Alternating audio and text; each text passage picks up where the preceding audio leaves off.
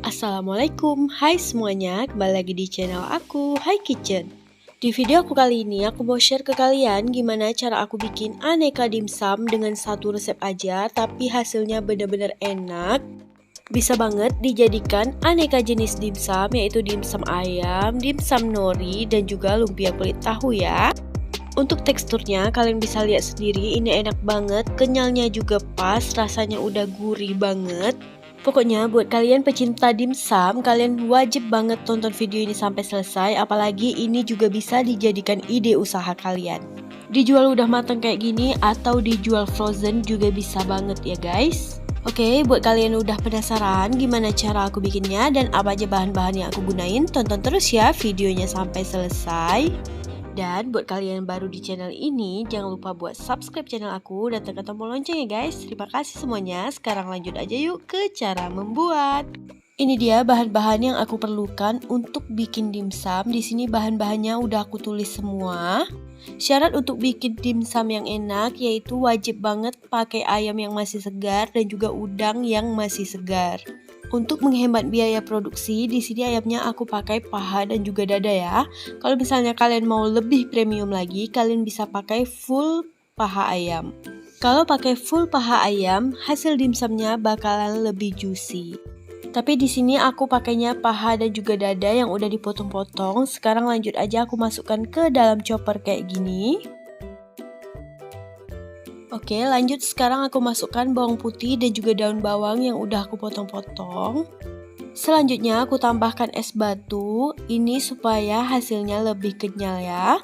Lanjut sekarang aku tutup dan aku chopper.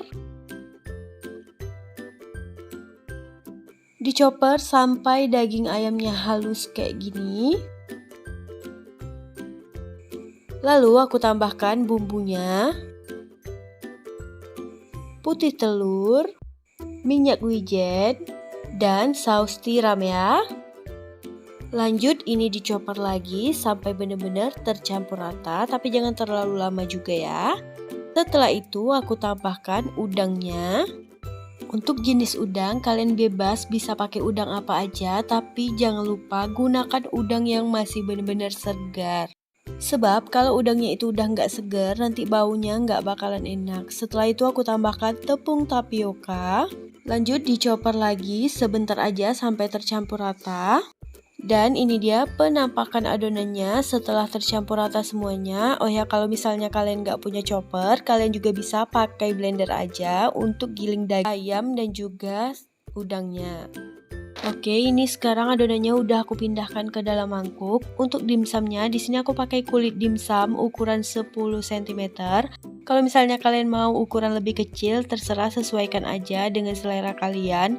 Atau sesuaikan juga dengan harga jual yang kalian inginkan. Kalau misalnya kalian pengen jualan dimsum.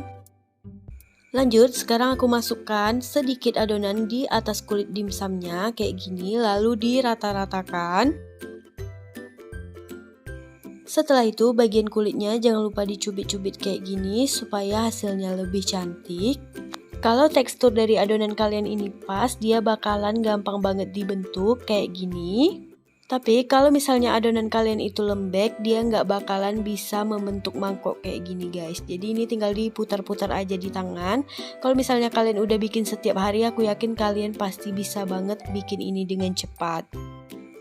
Oh ya, kalau misalnya udah rapi kayak gini, sekarang bagian atasnya bisa kita tambahkan parutan wortel supaya hasilnya lebih cantik. Atau kalau kalian mau bikin banyak rasa, misalnya pakai keju mozzarella juga boleh banget. Oke, sekarang mau bentuk dimsum yang kedua yaitu lumpia kulit tahu. Di sini aku pakai kulit tahu yang aku beli online. Lanjut aku isi aja pakai adonan kayak gini. Setelah itu kulitnya dilipat dan digulung kayak bentuk risol aja ya guys. Hasilnya kayak gini ya. Lanjut untuk bentuk dimsum yang ketiga, di sini aku pakai kulit nori atau sering juga dibilang kulit rumput laut. Ini biasanya digunakan untuk bikin sushi gitu, tapi aku gunain untuk bikin dimsum, jadi bakalan lebih enak banget. Cara bentuknya juga gampang, sama aja kayak dimsum yang pertama tadi, yang ayam. Untuk bagian atasnya bisa ditambahkan udang kayak gini atau juga bisa ditambahkan potongan kulit nori. Dan ini dia hasilnya setelah aku bentuk. Lanjut sekarang mau aku kukus di kukusan yang udah aku panaskan. Terus tatakan kukusannya aku oles pakai minyak supaya nanti dimsumnya nggak lengket. Lanjut tata aja dimsumnya di atas kukusan kayak gini. Kalau udah dimasukkan semua, sekarang dimsumnya bisa dikukus aja kurang lebih 15-18 menit. Untuk waktu ngukusnya ini tergantung dari besar atau kecilnya dimsum yang kalian buat dan juga gimana kukusannya ini bekerja, apakah uap panasnya itu benar-benar oke atau tidak. Oke, kalau udah matang kayak gini, sekarang bagian atasnya mau aku olesin pakai minyak goreng atau bisa juga pakai minyak ayam. Ini tuh supaya tekstur dari dimsumnya itu nggak keras pada saat nanti udah dingin. Oke, kalau dimsumnya udah matang, sekarang bisa kita angkat ya. Oke, sekarang lanjut lagi kukus untuk kukusan yang keduanya. Oh ya, untuk lumpia kulit tahunya ini juga aku bikin kayak bentuk ekado gitu. Kalian bisa lihat sendiri ya di bagian kiri. Oke, ini aku kukus lagi kurang lebih 10-15 menit karena ini untuk di frozen. Jadi kukusnya sebentar aja. Oh ya, ini aku tunjukin ke kalian gimana cara goreng lumpia kulit tahunya. Ini digoreng aja pakai minyak panas. Gorengnya cukup sebentar aja sampai bagian luarnya itu kriuk.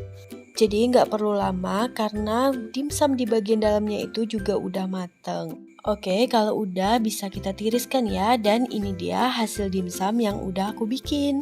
Aromanya bener-bener wangi banget karena kita pakai daging yang masih segar, udangnya juga masih segar. Ini aku cocolin pakai saus dimsum yang aku bikin sendiri. Untuk resepnya ada di deskripsi box. Lanjut, sekarang aku mau kasih tips ke kalian gimana caranya anti gagal bikin dimsum. Yang pertama itu perhatikan perbandingan bahan dari dimsum. Misalnya untuk dagingnya itu 80% dan untuk tepungnya itu 20%. Karena kalau kebanyakan tepung hasilnya itu jadi seperti siomay Bandung ya, bukan dimsum. Yang kedua, gunakan daging yang masih segar. Kalau untuk yang premium itu dagingnya paha ayam full dan juga udang. Tapi kalau misalnya kalian pengen yang ekonomis, bisa juga ditambahin dada kayak aku ini, hasilnya juga tetap juicy. Yang ketiga, gunakan tepung sagu atau tepung tapioka minimal 10% dari total adonan ayamnya.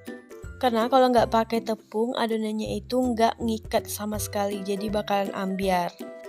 Keempat, gunakan putih telur aja ya, karena kalau misalnya pakai kuning telur, dimsum kalian rawan banget dengan bau amis.